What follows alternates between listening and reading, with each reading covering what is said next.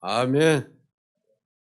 그리스도 예수를 영접하여 살아간다는 그 자체가 여러분 개인에게 있어서 행복이 되셔야 되고 기쁨이 되셔야 되고 평화가 되셔야 합니다. 자, 그렇게 되기 위해서는 제일 중요한 게 지금 제가 계속 골로새서 3장에 대해서 지금 시리즈로 말씀을 나누고 있는데 우리가 예수 믿었습니다. 새 피조물이 되었습니다. 그럼에도 불구하고 우리는 옛사람의 모습을 가지고 있습니다. 여러분이나 저나. 그래서 불평불만이 생기면 순간순간 나도 모르게 이렇게 자꾸 밖으로 나옵니다.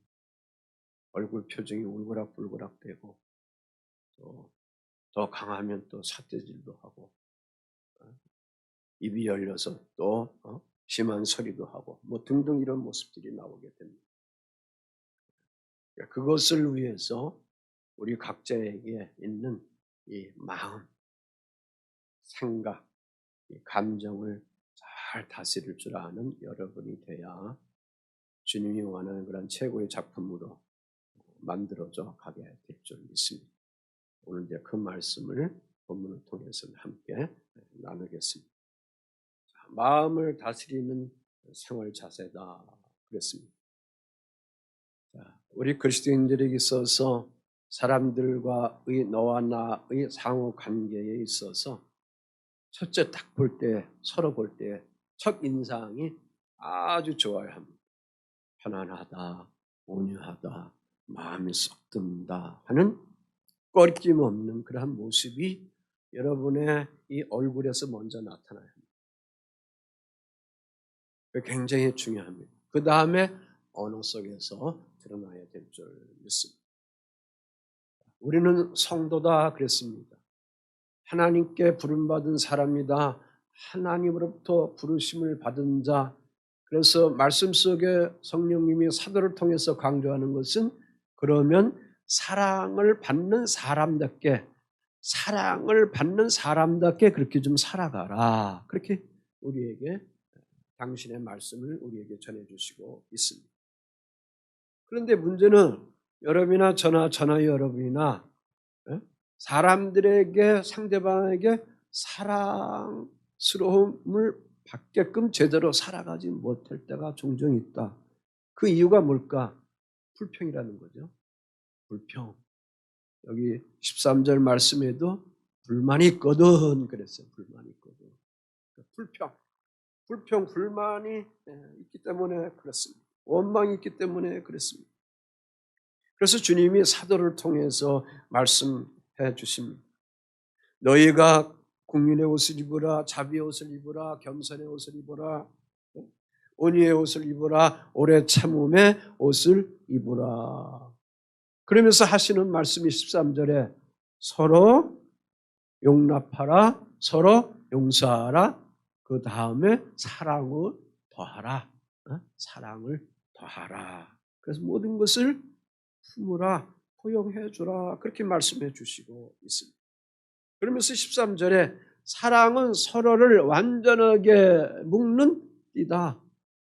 사랑은 서로를 완전하게 묶는 띠다. 여기서의 사랑은 그리스도 예수께서 우리에게 구원해 주신 아가페의 사랑, 십자가의 사랑을 여기서 말씀해 주시고 있습니다. 왜 이것을 우리에게 요구하는가? 우리는 예수를 믿어서 옛사람의 모습을 십자가에 버리고 새 사람으로 빚어가는 하나님의 최고의 작품이기 때문에 그런 것입니다. 그래서 우리의 삶의 모든 자세에서 태도에서 그리스도 예수가 드러나야 합니다. 나를 통해서 상대방에게 예수를 좀 보이자 그 말이에요. 궁극적으로 것은. 우리가 어떻게 감히 예수가 됩니까? 그러나 예수 믿는 나를 통해서 예수 믿는 그러한 향기를 좀 풍기면 어떠냐 하는 그러한 요청의 말씀입니다. 그래서 우리 생활 속에 예수님의 품성, 그 품격을 보이면서 거룩한 생활 자세를 이 세상에 흘려보내면서 하나님의 축복받는 백성으로서의 삶을 살아갈 수 있는 사랑하는 일산예강교회 사랑하는 성도 여러분이 되시기를 주 예수의 이름으로 간절히 축원합니다. 아멘. 자, 그럼 어떻게 우리가 그렇게 생활을 해야 할까? 오늘 본문 말씀에 네 가지로 말씀하고 있는데 그 첫째가 내 자신의 마음을 다스리라 그거죠. 마음을 다스리라. 우리가 인간관계에서나 교회 생활에서나 불만이 생기면 불평이 생기면 마음이 상처를 받습니다. 상한 마음을 가질 수밖에 없습니다. 그래서 그 상한 마음을 상처난 마음을 바로 풀면 되는데 이상하게 여러분이나 저나 한국도 항상 이렇게 쌓아놓게 돼 있어요. 쌓아놓게 돼 있어요. 품고 있습니다. 그래서 그 품고 있는 것이 자꾸 높아지면 어떠냐?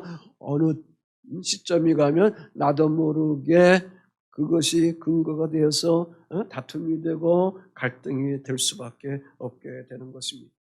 그래서 오늘 본문 말씀은 성령님께서 사도를 통해서 말씀해 주시기를 뭐라고 하느냐? 그리스도의 평강을 너희들을 마음에 주장하도록 그렇게 하라. 주님이 평강을 주시는데 그 평강의 마음을 가지고 복음 안에 있는 주의 자녀들의 마음을 좀 주장하라. 다스리면서 살아가면 좋지 않겠느냐라는 그러한 주님의 음성이 여기에 있는 것입니다. 그런데 우리가 불만을 버리지 못한다. 불평을 버리지 못한다. 그것을 인해서 싸움을 한다. 그러한 사람은 결과는 어떻게 되느냐? 불행한 사람이 될 수밖에 없습니다. 그 사람 속에 있는 사람들은 점점 다 흩어지고 자기 혼자만 되는 겁니다. 정말로 얘기하는 왕따로서만 살아갈 수밖에 없는 겁니다. 그래서 15절에 그리스도의 평강이 너희 마음을 주장하게 하라. 너희는 읽고 봅시다. 시작. 너희는 평강을 위하여 한 몸으로 부르심을 받았다 그랬습니다. 평강이 두 개 나오고 있어요. 그리스도의 평강이 너희 마음을 주장하라. 두 번째, 너희는 그 평강을 위하여 한 몸으로 뭐 했다? 부르심을 받았다. 하나님으로부터 콜링 받았다 그거지. 여기서 한 몸, 일산야간교회 이 공동체가 되었다 그거예요. 일산야간교회 공동체가 되었다. 지난주일에 교회에 대해서 말씀드렸죠? 한 몸, 한 지체가 되었다 그 말씀. 그래서 여기 평강 에일이네 그렇게 말합니다. 평안, 평화, 화목, 화평 뭐 이런 의미를 가지고 있습니다. 이 평강은 주 예수님께서 부활해서 우리에게 주시는 평강, 평화, 화목을 여기서 말씀하고 있습니다.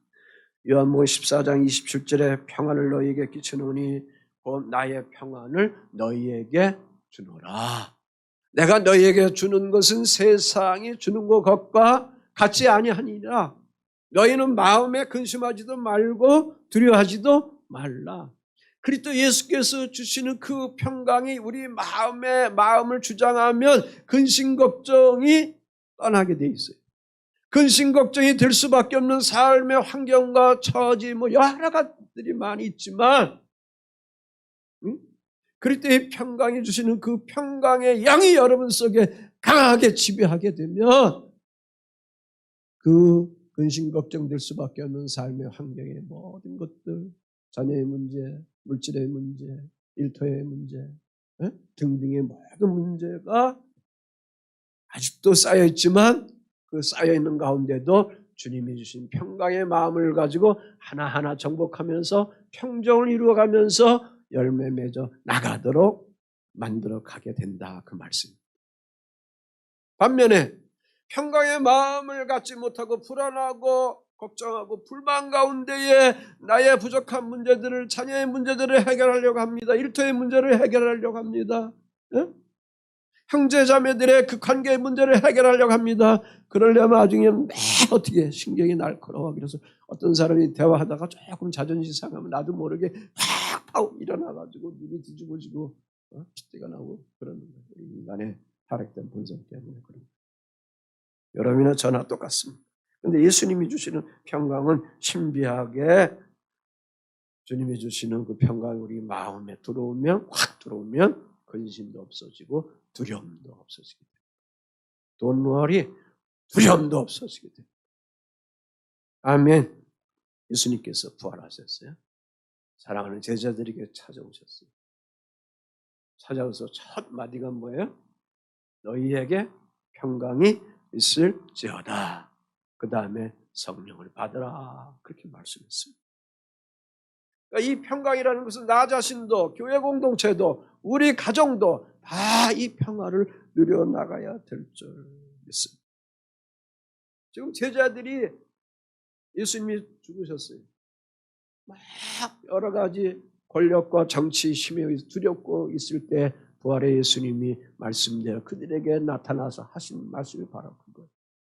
여러분의 삶 속에 이런저런 하여간 삶의 자리에 두려움과 걱정할 수밖에 없는 것이 산더미처럼 쌓여가는데 그런 와중에도 기도하면서 찬양하면서 이겨가려고 발버둥을 칠 때 진정으로 주 하나님이 인격적으로 여러분의 심령 속에 오셔서 평안하라, 두려워하지 마라, 내가 주는 그러한 평안을 네 마음에 가져라, 그렇게 말씀하시면 그때서부터는 모든 것들이 현실의 문제는 당장 해결되지 않아도 눈물 날라가 될 수가 있습니다.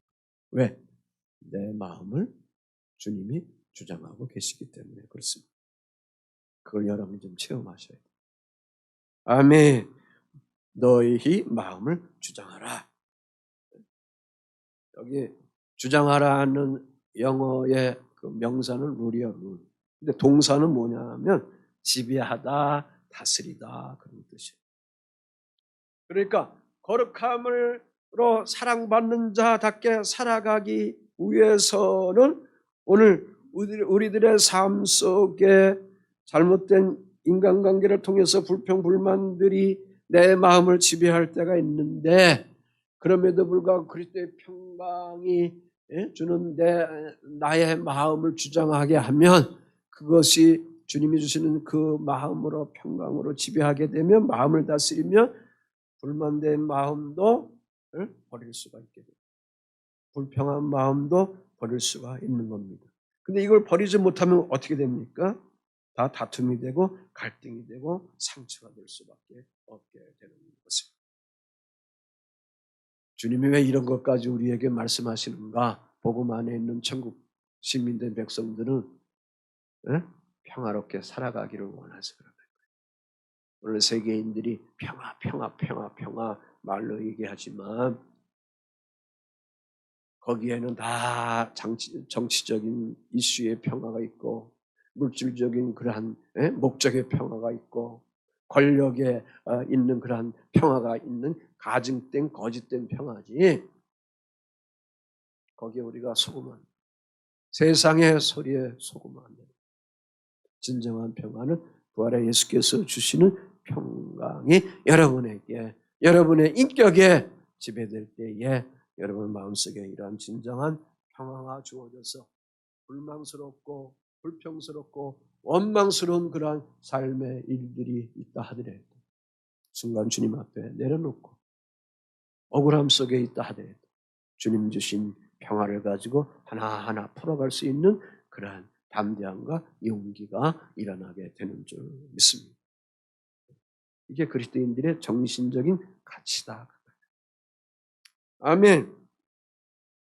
그래서 이것을 위해서 이 평화를 위해서 한 몸으로 부르심을 받았다. 다시 말해서 우리 사랑하는 성도들을 통해서 불만 불평을 가지고 싸우라고 교회 공동체로 여러분 모인 게 아니다는 거예요. 싸우라고 가정을 이루어준 게 아니라는 거예요. 허구한 날 싸우라고 부부의 생활로 살아가라고 그렇게 부부로 짝을 만들어준 게 아니라는 그런 말씀입니다. 한 몸으로 부르심을 받게끔 했다. 그리고 한 몸으로 부르심을 받은 교회 공동체 속에는 이 불평 불만이 없어요. 그래서 주님의 평화가 우리를 지배해야 될 줄 믿습니다. 하나님께서 우리를 부르신 목적이 있습니다. 그 부르심의 목적이 다시 역설적으로 말씀은 그리스도의 평강이 내 마음을 주장하기 위해서, 아멘, 내 마음을 주장하기 위해서. 그래서 한 몸으로 부르심을 받았나니 교회 공동체에서 성령으로 하나가 되면서 우리가 생활해 나가야 된다. 사도 바울이 빌립보 교회 성도들에게 제가 빌립보서 2장에 대한 말씀을 종종 드리는데 그 말씀 속에 보면 뭐라고 권면하냐면 그리스도, 그러면 그리스도 안에 세 가지 있어요. 의미가 있어요. 예수에게 하나는 왕이요, 제사장이요, 선지자란 말이에요. 그러면 그리스도인, 그러면 그리스도인이라는 것은 나의 왕, 나의 제사장, 나의 선지자이신 그리스도 안에서 어떤 권면이나 어떤 위로나 어떤 교제나 어떤 동정심이나 어떠한 친절을 서로 한 마음 돼서 한 뜻 가지고 같은 마음을 가지면서 교회 공동체를 아름답게 평화를 가지면서 이루어가라는 의미가 여기에 있는 것입니다. 그래서 서로 사랑하면서 그런 사랑스러운 마음을 가지고 한 몸을 이루면서 가정을 이루고 교회 공동체를 이루고 인간관계를 이루어 나가야 됩니다. 그래서 교회 안에서 어떤 일을 할 때 다툼으로 하지 말라, 허영된 일로 하지 말라, 자기 명예욕을 위해서 허영된 일로 하지 말라, 제발 교회에서 그렇게 하지 말라. 겸손한 마음을 가지고 자기보다도 남을 낮게 여기면서 그러한 아름다운 인간관계를 교회 공동체에서 하라, 그렇게 말씀해 주시고 있습니다. 왜 그런 겁니까? 이러한 모습이 한 몸을 이룬 교회 공동체 속에서의 그러한 아름다운 믿음의 생활의 그러한 모습이기 때문에 그런 것입니다. 그러면 그 안에, 교회 안에, 일사예강교회 안에 늘 불평불만이 없어지고 항상 기쁨이 있고 평화가 있고 늘 행복이 주어질 수밖에 없게 되는 줄 믿습니다. 아멘. 또 하나는 감사예요. 감사. 자, 불평하는 사람은 뭐가 사라질까요? 평강이 사라지죠. 평강이 사라지죠. 대신 뭐가 가득 채워질까요? 불행함이 가득 채워질 수밖에 없습니다. 그래서 여기서 권면하는 것은 너희들의 마음에 그리스도의 평강을 가지고 네 마음을 주장하라, 다스려라, 그렇게 강조해 주시고 있습니다. 그러니까 누구보다도 주님은 사도를 통해서 주의 성도들에게 평강의 삶을 살아가기를 그렇게 원하고 있습니다. 그러니까 오늘 우리들이 평안한 마음을 임했을 때 감사함으로 하나님께 나갈 수가 있는 것입니다. 원망하지 않고 불평하지 아니하고 하나님께 감사함으로 나갈 수가 있는 겁니다. 원망이 가득하고 불평이 가득한데 어떻게 우리가 감사할 수가 있어요? 평안이 와야 감사함으로 가는 거죠. 아멘. 너희는 또한 감사하는 자가 되라 그랬습니다. 15절 끝절 말씀. 감사 그랬습니다. 유카리스토스 그랬습니다. 호의를 잊지 않는 자라는 그런 말씀. 영어에서 땡큐풀인데 여기 보면 고맙다고 생각하는 그런 의미를 가지고 있습니다. 그러니까 그 사람이 내게 아름다운 은혜를 주었습니다. 그러니까 그 은혜에 대한 것을 잊지 말고 늘 어떻게 해야 되느냐? 여기서 감사라는 것은 늘 고마워하라. 고마워하라. 은혜를 잊지 않고 감사하는 사람 속에는 그러므로 항상 그 마음에 무엇가 주어질까요? 평강이 주어지게 되는 거죠. 평화로움이 주어지게 되는 것입니다. 반면에 원망과 불평이 가득하면 감사할 수 없습니다. 하나님께 기뻐함으로 나갈 수 없게 되는 것입니다. 그래서 16절 말씀에 보면 감사하는 마음으로 하나님을 찬양하고 그를 심리로 하나님 아버지 앞에 17절에 감사하라. 그렇게 감사라는 것이 세 구절에 거기서 나오고 있습니다.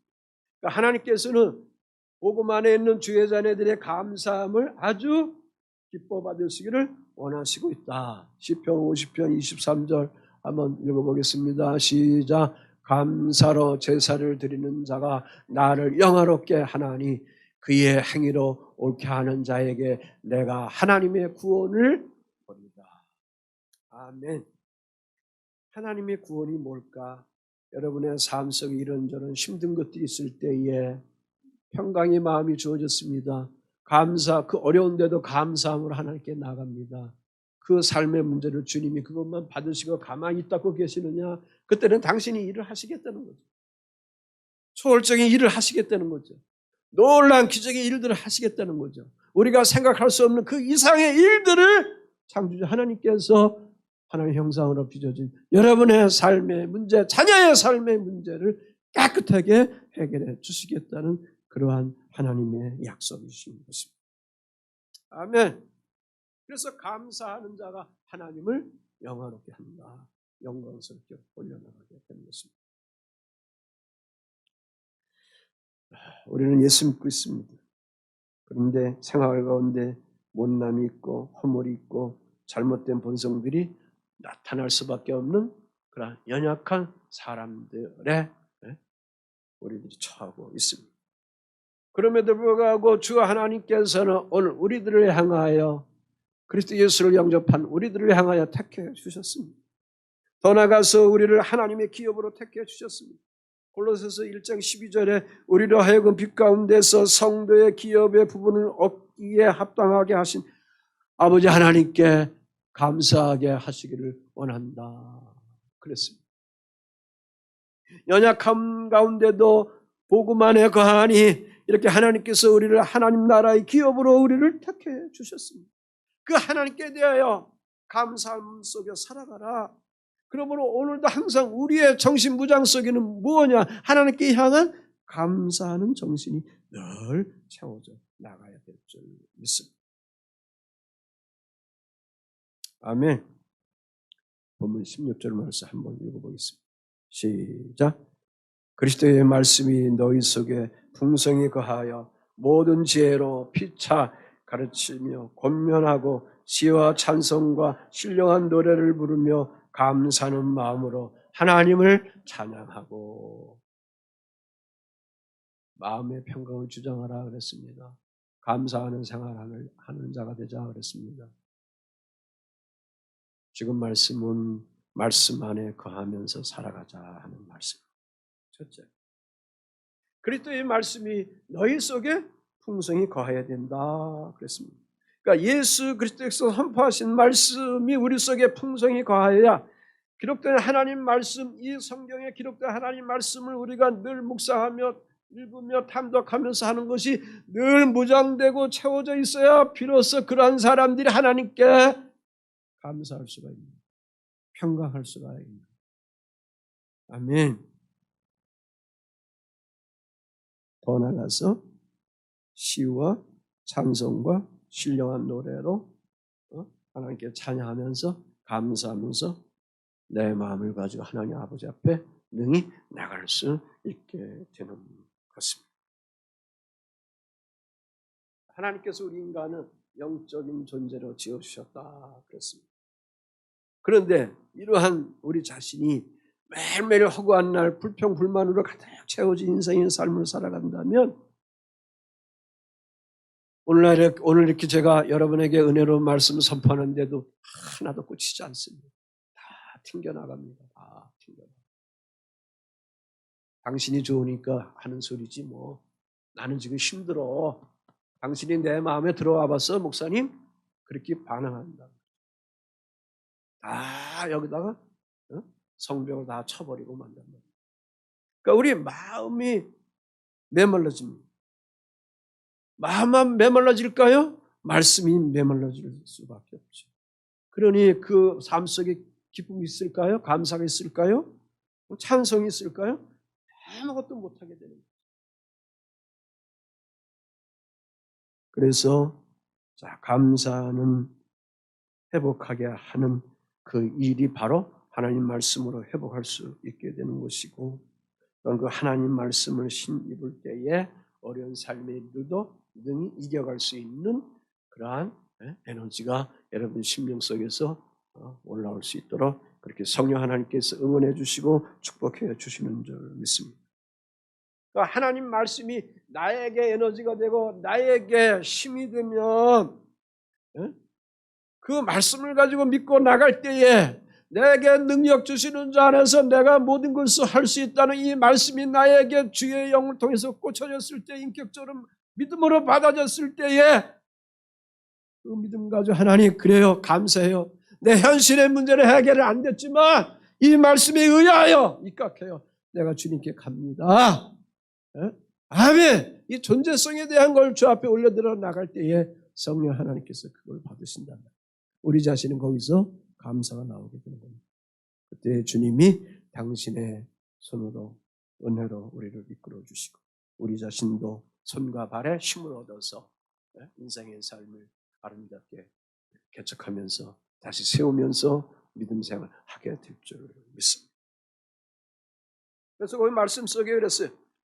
감사하는 마음으로 하나님을 찬양하고 그랬어요. 감사하는 마음으로 하나님을 찬양하고. 자, 첫째, 말씀으로 무장하면 찬송으로 노래를 부르게 됩니다. 말씀으로 무장하게 되면 찬송하면서 하나님께 나갈 수 있습니다.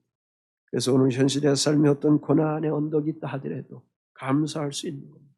비록 눈물을 흘린다 하더라도 감사할 수가 있는 겁니다.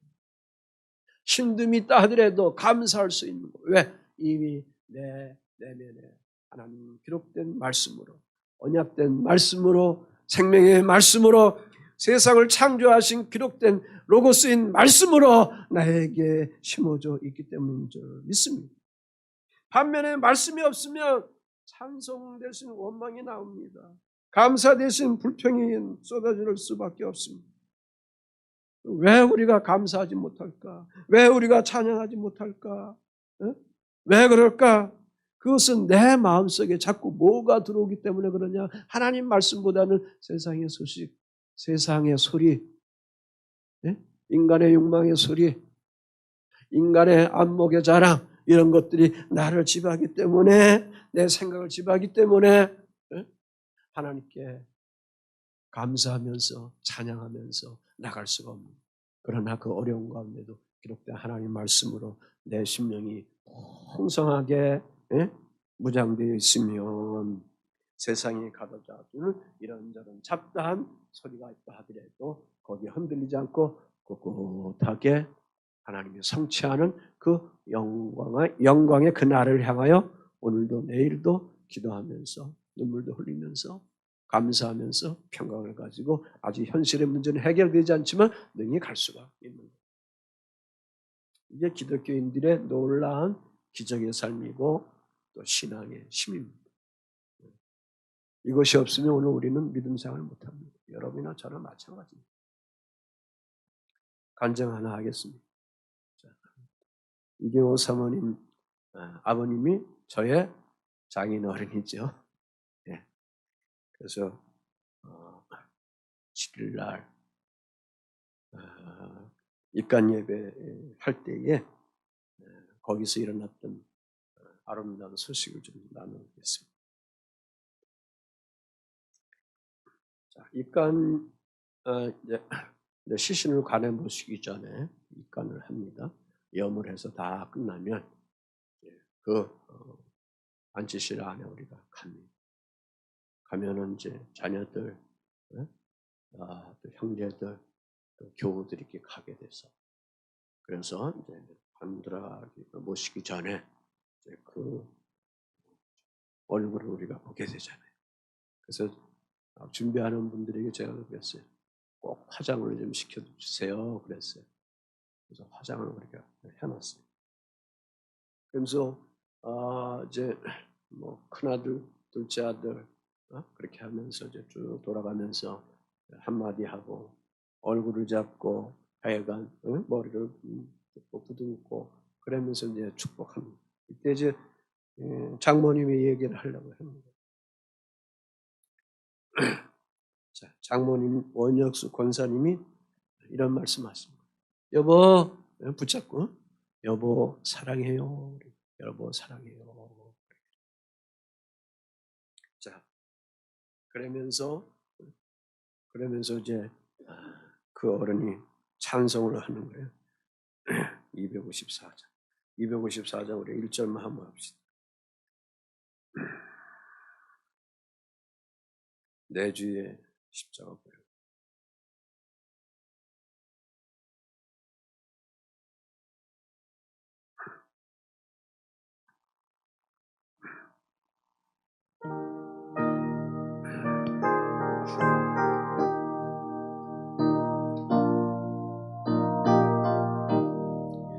내 주의 보혈을 정하고 정하다 내 죄를 정케 하신 주 날 오라 하신다 내가 적게로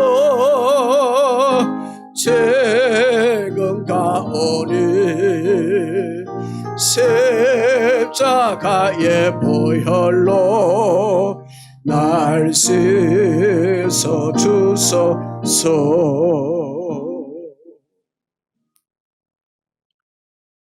어머니가 이렇게 여보 사랑했어요, 사랑해요, 하나님 나라에 가서 이제 조만간 만나요 이렇게 말씀하면서 혼자 당신이 이렇게 찬양할 때 이제 자녀들이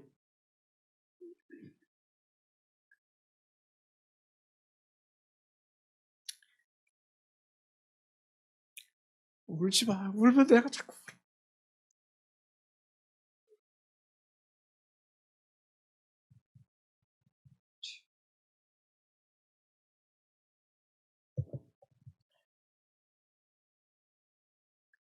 찬송을 쭉 할 때 그 안에 있는 공기가 싹 주의 영으로 인지하는 그런 공기로 쫙 변화되더라. 예. 아멘. 그리고 이제 밖으로 이제 온구하고 이무신에 내모실 때에 하늘 가는 맑은 길을 색소폰을 불고 찬양합니다. 목사님 인도하면서 그때 또 사모님이 갑자기 또 양손을 딱 펼쳐 아버지를 향하고 하늘을 바라보며 하나님께 올려드리는 그런 행복의 그런 찬양을 하는 그런 모습을 제가 봤습니다. 말씀 안에 거한 자들만 할 수 있는 행동입니다. 불평불만 있으면 이거 못해요. 편안함이 있으면 이거 못해요. 감사함이 없으면 이거 못해요. 아멘. 뭔가 내 심령에 주님이 와 계시는 것을 아는 자만 할 수 있는 복된 그런 행동입니다. 그러므로 주의 음성은 기쁨이요, 주의 음성은 은혜요, 주의 음성은 치료요, 주의 음성은 용서요, 주의 음성은 회복인 줄 믿습니다. 우리 사랑하는 성도들이 말씀 안에 거할 때에 내 마음 깊은 곳에서부터 이 세상 그 누가 가져다 줄 수 없는 진정한 기쁨, 진정한 행복을 여러분이 누릴 수 있게 되는 줄 믿습니다. 마지막 본문 말씀 속에 17절에 보니까 한번 읽어봅시다. 진정시키기 위해서 시작. 또 무엇을 하든지 말에나 일에나 다 주 예수의 이름으로 하고 그를 힘입어 하나님 아버지께 감사하라. 규민이 올해의 그런 표예요. 주의 이름으로 무장하자 그거예요. 주의 이름으로 무장하면서 살아가자. 그러니까 우리 사랑하는 성도들의 삶에 있어서 우리가 말을 합니다. 우리가 여러 가지 일들을 합니다. 그 바탕 속에는 항상 예수 그리스도의 이름으로 하라 이거죠. 예수 그리스도의 이름의 그 힘에 의하여 그 일들을 해나가자 그 말씀입니다. 그래서 우리의 기도 속에 우리의 심령 속에 이런저런 삶의 일들을 할 때에 그리스도 예수의 이름으로 이 일을 합니다. 그리스도 예수의 이름으로 주님 지혜를 주셔서 이러한 삶의 영역의 사건들을 펼쳐가기를 원합니다. 하나님 나를 사용해 주세요. 아멘. 베드로와 요한이 어느 날 성전에 올라가면서 부활하신 예수님 하늘로 보내고 나서 걷지 못하는 자가 있는 것을 봤죠. 그가 구걸을 합니다. 그때 뭐라고 그랬어요? 사도행전 3장. 내게는 은과 금은 없지만 내게 있는 게 있다. 나사렛 예수의 이름으로 일어나 걸어라. 그렇습니다. 그러니까 여러분 심령 속에 있는 게 있어요. 은과 금 없어도 있는 게 있어요. 그거 뭐냐? 부활의 주님이 주신 예수의 이름이 있다는 거예요. 그리스도 예수의 이름이 있다는 거예요. 그 그리스도의 예수의 이름을 인정하는 사람은 놀라운 기적의 삶을 살아갈 수가 있는 거예요. 기쁨의 삶을 살아갈 수가 있는 거예요. 묶임의 모든 것도 형통하게 누리면서 자유함 속에 살아갈 수가 있는 거예요. 그래서 삶의 자리 속에 그리스도의 이름을 여러분이 강하게 어필하시고 사용하셔야 합니다. 악한 어둠의 영은, 귀신은, 사단의 영은 그래서 그리스도의 이름을 사용하지 못하도록 하는 거예요. 미국의 정신문화가 어디서부터 나왔어요? 청교도 정신, 기독교 정신에서 나온 거 아니에요. 그래서 모든 공무원의 공식 일들이 옛날서부터 그들에게는 항상 대통령 취임에도 뭐합니까? 선거에 손을 얹고 목사님이 기도하잖아요. 그래서 축복 기도하잖아요. 그 다음에 예수의 이름을 하게 하잖아요. 그러나 몇 년 전부터 어떻게 하느냐? 다정교가 들어오니 그것들을 다 파괴했어요. 예수의 이름을 하지 못하게 하고 있어요. 그냥 아멘을 하든지 아니면 여자의 이름으로 우멘을 하든지 이따위로 지금 하고 있단 말이에요. 왜? 그리스도의 이름에 권위가 있는 것을 귀신이 알기 때문에, 사단이 알기 때문에. 아멘. 아무리 우리가 극한 상황이 있다 하더라도 그리스도 예수 이름으로 선언하면 주님이 나의 힘이 되고 능력자가 되고 나의 바위가 되고 요새가 되시게 하시고 여러분을 울타리 쳐 주게 하시는 사랑스러운 주님이 되게 되시는 것입니다. 그 이름을 찬양하셔야 합니다. 그래서 말씀에 그를 힘입어 그 다음에 그 이름에 힘입어 아버지 앞에 뭐 할 수가 있어요? 감사할 수가 있는 거예요. 하나님 또 뭔가 받는 것이 있어야 그 바탕이 돼야 비로소 하나님 앞에 더 뜨거운 마음 가지고 뭐하냐? 감사할 수가 있는 거예요. 어린 아이들도 뭐예요? 응? 할아버지 할머니 아빠 엄마로부터 받은 게 많으면 용돈을 많이 받으면 다른 무엇보다도 오늘 오실 때가 됐는데 왜 안 올까? 자꾸 자녀들이 기다릴 수밖에 없는 거예요. 왜 기다릴까요? 용돈 생각나니까. 응? 그런 거예요. 받는 것이 있으니까 생각나는 거예요.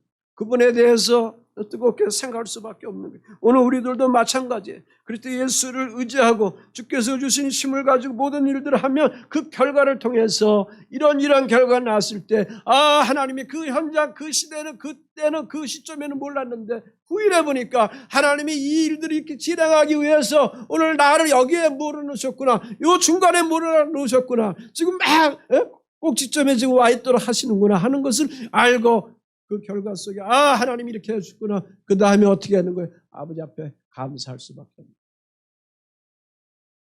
이게 우리 그리스도인들의 무기입니다. 무기랍니다. 그러면 어떤 환경을 초월할 수가 있습니다. 오늘 우리가 어떤 환경을 통해서 우리를 만족하게 할 수 없습니다. 다니엘이 비록 사자굴에 들어가서 있지만 그가 그리스도의 이름으로 부여잡으니 하나님의 이름으로 부여잡으니 오히려 그 불구덩 속에서도 그 사자굴 속에서도 하나님을 찬양하고 찬양하는 그 아들을 창조주 하나님이 보호하시면서 건지게 하시는 초월적인 일들을 나타나는 거예요. 자, 그러므로 환경을 바꿔달라고 기도하기보다는 이걸 빨리 처리해달라고 기도하기보다는 더 말씀 묵상 깊게 하면서 주님의 마음을 헤아리면서 그러면서 평강의 마음을 가지고 이 와중에도 불구하고 그 하나님께 아름답게 해결해 주실 것을 이미 해결해 주실 것을 믿고 우리가 하나님 아버지 앞에 뭐 하느냐? 감사. 이게 진정한 성령 안에 거하는 하나님의 사람들의 행동이요 신앙의 모습인 줄 믿습니다. 말씀했습니다. 지금 여러분 마음을 주장하고 있는 것이 무엇입니까? 그리스도의 평강을 다스리는 자 누구보다도 하나님께 감사할 수가 있습니다. 그러니까 주님이 주시는 평안이 아니고는 내 마음을 가득 채우고 있는 불평, 불만, 분노, 슬픔, 염려, 근심 벗어날 수 없어요. 씻어낼 수 없어요. 우리 인생의 삶 속에 누구나 다 있는 거예요. 거기서 우리가 벗어나기를 원하는데 이게 벗어지질 않는 거야. 이거는 오직 구원의 주 예수가 우리 속에 와 계셔야만이 이것을 능히 우리가 벗어날 수 있게 되는 것입니다. 묻습니다. 사랑하는 성도 여러분들이 여러분의 인생의 삶 속에 진정으로 평강을 가지면서 누리며 살아가기를 원하는가? 그렇다면 그리스도 예수께서 주시는 그 평강의 마음을 여러분의 인격을 통해서 다스려야 될 줄 믿습니다. 그러면서 현장의 모든 일, 모든 삶의 자리 거기에 항상 그래서 예수의 이름으로 해 나가는 그러한 믿음의 의지를 가질 때 놀라운 하늘의 문들이, 일터의 문들이, 삶의 모든 문들이 활짝 열려지게 될 줄 믿습니다.